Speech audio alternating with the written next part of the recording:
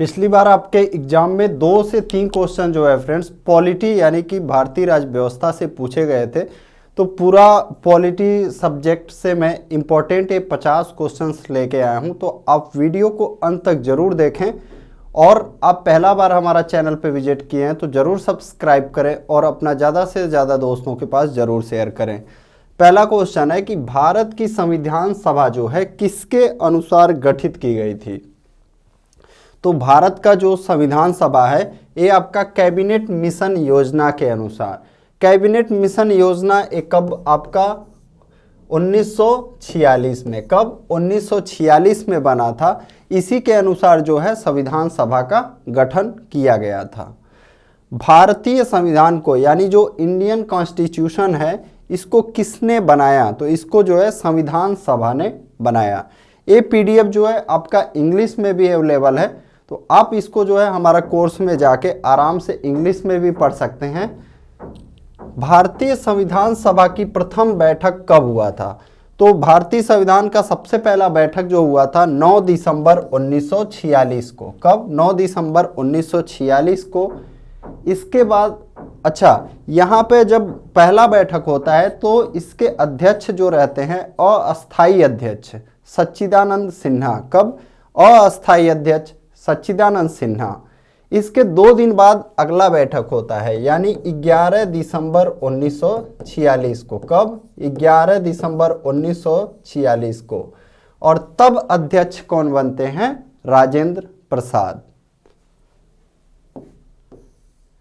तो यहां पे आप देख सकते हैं वही क्वेश्चन है, संविधान सभा के अस्थायी अध्यक्ष कौन थे, सच्चिदानंद सिन्हा। एक कब बने थे, 9 दिसंबर 1946 को जब पहला बैठक होता है।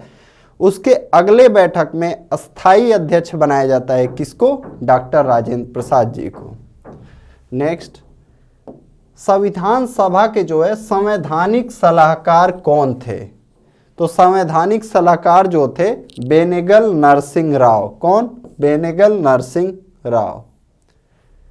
भारतीय संविधान सभा के प्रारूप समिति के अध्यक्ष कौन थे, तो जो प्रारूप समिति या इसको ड्राफ्टिंग कमेटी भी बोला जाता है, इसके अध्यक्ष जो थे डॉक्टर भीमराव अंबेडकर थे।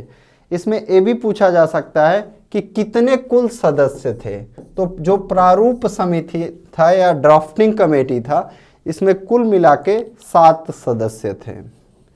संविधान सभा में उद्देश्य प्रस्ताव किसने प्रस्तुत किया था, तो ये उद्देश्य प्रस्ताव जवाहरलाल नेहरू के द्वारा प्रस्तुत किया गया था, कब, 13 दिसंबर 1946 को, 1946 को। और ये 22 जनवरी 1947 को उद्देश्य प्रस्ताव स्वीकार किया गया था, कब, 22 जनवरी 1947 को। तो डेट तो उतना इम्पोर्टेंट नहीं है, लेकिन बस इतना इम्पोर्टेंट जरूर है आपके एग्जाम के लिए कि उद्देश्य प्रस्ताव किसके द्वारा प्रस्तुत किया गया था, तो जवाहरलाल नेहरू के द्वारा। भारत का संविधान कब लागू हुआ था, तो यहाँ पे 2 क्वेश्चन बनता है। सबसे पहला क्वेश्चन बनता है कि भारत का संविधान कब अंगीकृत हुआ था। अंगीकृत जब पूछेगा तब आपका आंसर क्या होगा, 26 नवंबर 1949, कब, 26 नवंबर 1949। लेकिन अगर ये पूछता है कि कब लागू हुआ था तो क्या हो जाएगा हमारा आंसर, 26 जनवरी 1950। संविधान दिवस कब मनाया जाता है, तो संविधान दिवस मनाया जाता है 26 नवंबर को। भारतीय संविधान की आत्मा किसे कहा जाता है, तो अगर सीधे आपसे क्वेश्चन पूछता है कि भारतीय संविधान की आत्मा किसे कहा जाता है, तब आंसर क्या हो जाएगा, प्रस्तावना को, किसको, प्रियम्बल, जिसको इंग्लिश में क्या कहा जाता है, प्रियम्बल। जो आपका शुरुआत होता है किससे, हम भारत के लोग। आप देखेंगे संविधान में प्रस्तावना आपका स्टार्ट होता है हम भारत के लोग से, तो उसी को क्या कहा गया है, प्रियम्बल यानी प्रस्तावना, और उसको क्या कहा जाता है, भारतीय संविधान की आत्मा। लेकिन अगर आपसे क्वेश्चन में पूछता है डॉक्टर भीमराव अंबेडकर के लिए, किसके लिए, डॉक्टर भीमराव अंबेडकर के लिए संविधान की आत्मा क्या था, तब आपका हो जाएगा आर्टिकल 32 यानी अनुच्छेद 32। कौन सा अनुच्छेद, अनुच्छेद 32, जिसमें आपका क्या है, संवैधानिक उपचारों का अधिकार। कौन सा अधिकार? अनुच्छेद 32 को जरूर याद रखेंगे, क्या है, संवैधानिक उपचारों का अधिकार। यानी किसी के मौलिक अधिकारों का हनन हो रहा है तो वह अनुच्छेद 32 के अंतर्गत सुप्रीम कोर्ट में और अनुच्छेद 226 के अंतर्गत हाई कोर्ट में रीट दायर कर सकता है। भारत का संविधान कब अंगीकृत किया गया था? 26 नवंबर 1949। भारत के संविधान की प्रस्तावना में प्रथम संशोधन कब किया गया था? तो प्रस्तावना में आज तक एक ही बार जो है संशोधन किया गया है और यह संशोधन किया गया था 1976 में। वो भी कौन सा संविधान संशोधन था? 42वां संविधान संशोधन। कौन सा? 42वां संशोधन या 42वां अमेंडमेंट। भारतीय संविधान पर सबसे अधिक किसका प्रभाव पड़ा है? तो जो भारतीय संविधान है इसमें सबसे ज़्यादा जो भाग लिया गया है आपका भारत सरकार अधिनियम 1935 से लिया गया है। भारतीय संविधान में मौलिक अधिकार किस देश से लिया गया है? तो मौलिक अधिकार कहाँ से लिया गया है? संयुक्त राज्य अमेरिका से। और नीति निर्देशक तत्व कहाँ से लिए गए हैं? ये नीति निर्देशक तत्व जो है हमारा गलत है, ये ऑस्ट्रेलिया नहीं होगा, सॉरी, यहाँ पे आयरलैंड होगा। क्या? आयरलैंड होगा। जो नीति निर्देशक तत्व है यह आयरलैंड से लिया गया है। और यह किस अनुच्छेद से किस अनुच्छेद तक है? आपको याद रखना है, अनुच्छेद 36 से 51 तक। कौन सा अनुच्छेद? 36 से 51 तक। और भाग कौन सा है? नीति निर्देशक तत्व किस भाग में है? भाग 4 में। किस भाग में? भाग 4 में। तो लिख लेंगे इसको, यहाँ पर ऑस्ट्रेलिया नहीं होगा, आपका आयरलैंड। नीति निर्देशक तत्व या डीपीएसपी भी बोला जाता है। भाग 4 आयरलैंड में, आयरलैंड से अनुच्छेद 36 से 51 तक। इसी तरह हम मौलिक अधिकार को भी देख लेते हैं। मौलिक अधिकार जो है आपका भाग 3 में है। किस भाग में है? भाग 3 में आर्टिकल 12 से 35 तक। कौन सा अनुच्छेद? अनुच्छेद 12 से 35 तक। और जब संविधान बना था उस समय 7 तरह की स्वतंत्रता थी, लेकिन अभी जो है वर्तमान में कितने तरह की स्वतंत्रता है? 6 प्रकार का। कितना? 6 प्रकार का आपका अधिकार है। कितने तरह के अधिकार हैं? 6 तरह के अधिकार हैं। मौलिक कर्तव्य, मौलिक कर्तव्य को जो है बाद में जोड़ा गया था। कब? बाद में इसको जोड़ा गया था संविधान में। पहले 10 मौलिक कर्तव्यों को जोड़ा गया था और बाद में 86 अमेंडमेंट द्वारा यानी 86वां संविधान संशोधन 2002, ये कब हुआ था? 86वां वाला। इसके तहत 11वां मौलिक कर्तव्य भी जोड़ा गया। तो अगर हम आपसे पूछता है वर्तमान में मौलिक कर्तव्य कितने हैं, तो मौलिक कर्तव्य कितने हैं? 11। और इसको किस देश से लिया गया? तो रूस से लिया गया है। और किस समिति के सिफारिश पर? सरदार स्वर्ण सिंह समिति की सिफारिश पर मौलिक कर्तव्यों को जोड़ा गया। समवर्ती सूची कहाँ से हो जाएगा? ऑस्ट्रेलिया से। भारतीय संविधान में कुल कितने अध्याय हैं? अगर अध्याय की बात किया जाए तो कितना हो जाएगा? 22। वर्तमान में भारतीय संविधान में कुल कितनी अनुसूचियां या शेड्यूल हैं? तो 12। लेकिन जब संविधान का निर्माण हुआ था तो केवल 8 अनुसूचियां थी। कितनी? केवल 8 अनुसूचियां थी। अनुसूची 9, 10, 11 और 12 इसको बाद में ऐड किया गया। अनुसूची 9 को जो है फर्स्ट अमेंडमेंट के द्वारा, कौन सा? पहला जो है संविधान संशोधन के द्वारा। जो आपका 10वां अनुसूची है यह दल बदल से संबंधित है और इसको 52 अमेंडमेंट के द्वारा। और 11वां जो है आपका इसको 73वां अमेंडमेंट के द्वारा। और 12वां जो है आपका 74 अमेंडमेंट के द्वारा। तो इन संविधान संशोधनों के द्वारा 9वीं, 10वीं, 11वीं और 12वीं अनुसूची को जोड़ा गया था। आंध्र प्रदेश राज्य का गठन कब किया गया? तो आंध्र प्रदेश ऐसा राज्य था जिसका भाषा के आधार पर पहली बार गठन किया गया था। कब? 1953 में। और राज्य पुनर्गठन अधिनियम आपका कब आया था? तो ये आया था 1956 में। वर्तमान में भारतीय नागरिकों को कितने मौलिक अधिकार प्राप्त हैं? कितने हैं? 6 हैं। तो इन 6 को आप देख लेते हैं। सबसे पहले आपका अनुच्छेद 14 से 18 तक क्या है? समता या समानता का अधिकार, यानी राइट टू इक्वेलिटी, समता का अधिकार। फिर आपका क्या है? अनुच्छेद 19 से 22 तक कौन सा? स्वतंत्रता का अधिकार। कौन सा? स्वतंत्रता का अधिकार। फिर आपका क्या है? 23-24, 23-24 शोषण के विरुद्ध अधिकार। क्या? शोषण के विरुद्ध अधिकार।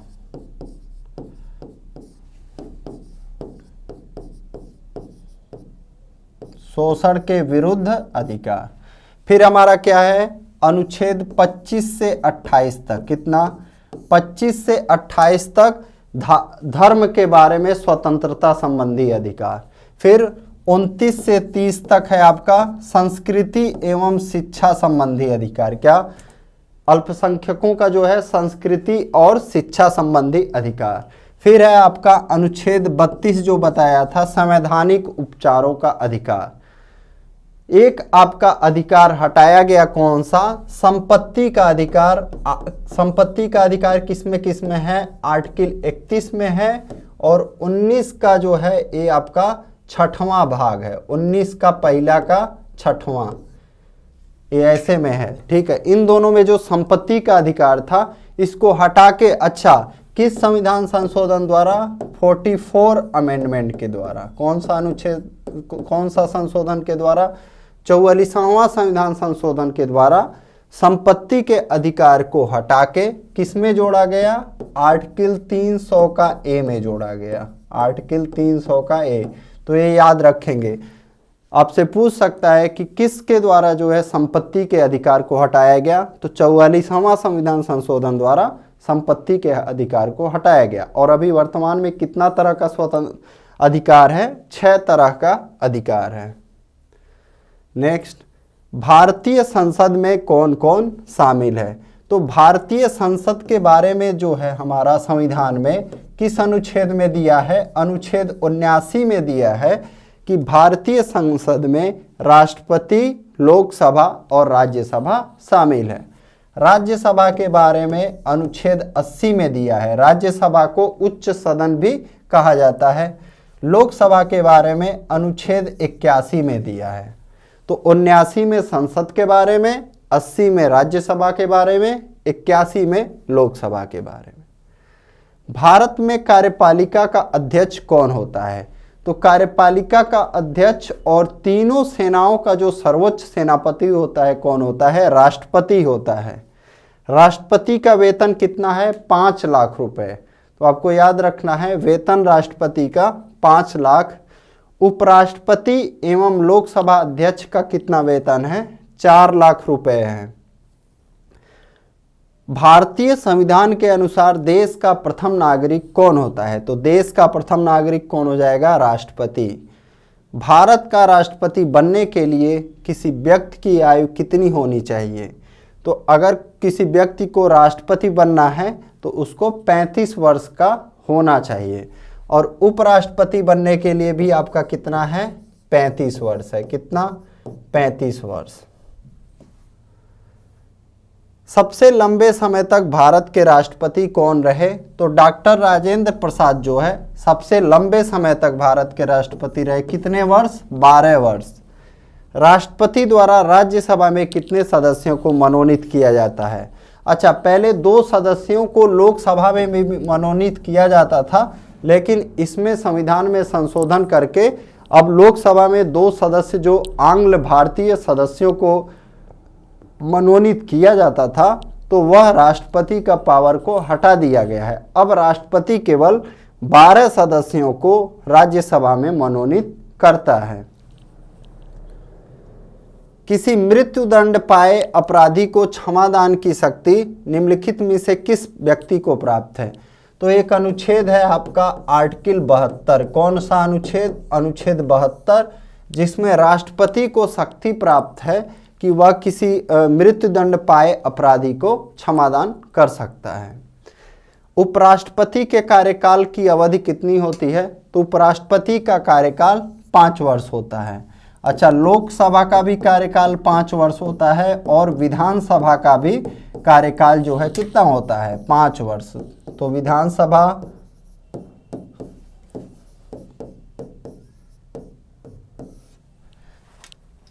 लेकिन राज्यसभा का कार्यकाल और विधान परिषद का कार्यकाल कितना होता है? 6 वर्ष। तो आपको याद रखना है राज्यसभा और विधान परिषद, इनका कार्यकाल कितना होता है? 6 वर्ष का होता है, 6 वर्ष। भारत के प्रथम उपराष्ट्रपति कौन थे? तो पहले उपराष्ट्रपति जो कौन थे? डॉक्टर सर्वपल्ली राधाकृष्णन। राज्यसभा में सीटों की अधिकतम संख्या कितनी हो सकती है? 250 हो सकती है। वर्तमान समय में राज्यसभा में सदस्यों की प्रभावी संख्या, अगर आपसे पूछता है कि वर्तमान में राज्यसभा में सदस्यों की प्रभावी संख्या कितनी है, तो क्या हो जाएगा? 245। राज्यसभा के सदस्यों के लिए न्यूनतम आयु कितने वर्ष है? तो देखिए, राज्यसभा के लिए 30 वर्ष और लोकसभा के लिए 25 वर्ष। अगर आपसे पूछता है कि यदि कोई व्यक्ति राज्यसभा का सदस्य है और वह प्रधानमंत्री बनता है तो कितना उम्र होना चाहिए? तो 30 वर्ष। और लोकसभा से कोई व्यक्ति प्रधानमंत्री चुना जाता है तब कितना? 25 वर्ष। लोकसभा एवं विधानसभा के सदस्यों के लिए न्यूनतम आयु कितनी है? 25 वर्ष। लोकसभा के सदस्यों का कार्यकाल कितने वर्ष का होता है? 5 वर्ष का।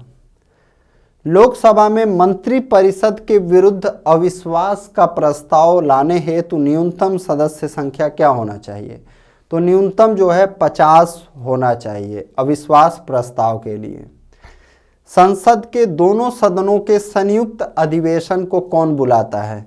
तो हमारे संविधान में संयुक्त अधिवेशन के बारे में बताया गया है किसमें? अनुच्छेद 108 में बताया है कि राष्ट्रपति जो है संयुक्त अधिवेशन को बुलाता है और अध्यक्षता कौन करता है? लोकसभा अध्यक्ष। भारत सरकार का प्रथम विधि अधिकारी कौन होता है? तो जो भारत का महान्यायवादी होता है, यह राष्ट्रपति के प्रसाद पर्यंत, यानी जब तक राष्ट्रपति चाहता है अपने पद पर बना रहता है, और इसका नियुक्ति जो है अनुच्छेद 76 के तहत करता है राष्ट्रपति। तो आपसे पूछ सकता है महान्यायवादी की नियुक्ति कौन करता है? महान्यायवादी की नियुक्ति राष्ट्रपति करता है। नियंत्रक एवं महालेखा परीक्षक। अच्छा, नियंत्रक एवं महालेखा परीक्षक का नियुक्ति राष्ट्रपति करता है और यह कितना वर्ष तक रहता है अपने पद पे?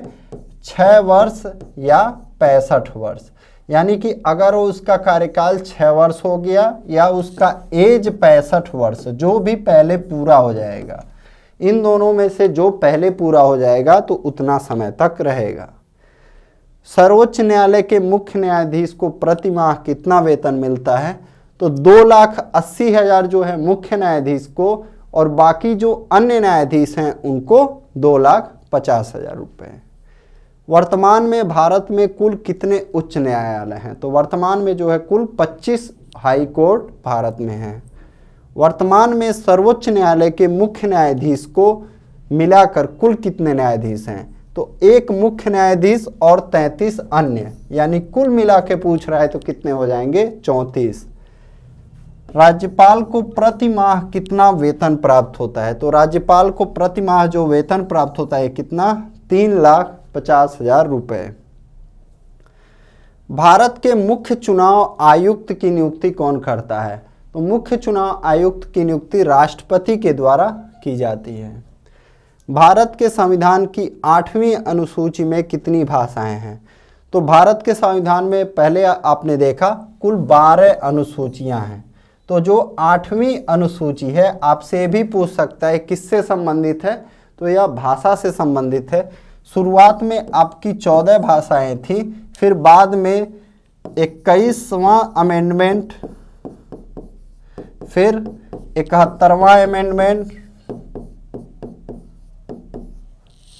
फिर 92 अमेंडमेंट, इसके द्वारा जो है संविधान में संशोधन करके यहाँ पे सिंधी को जोड़ा गया, सिंधी भाषा को, यहाँ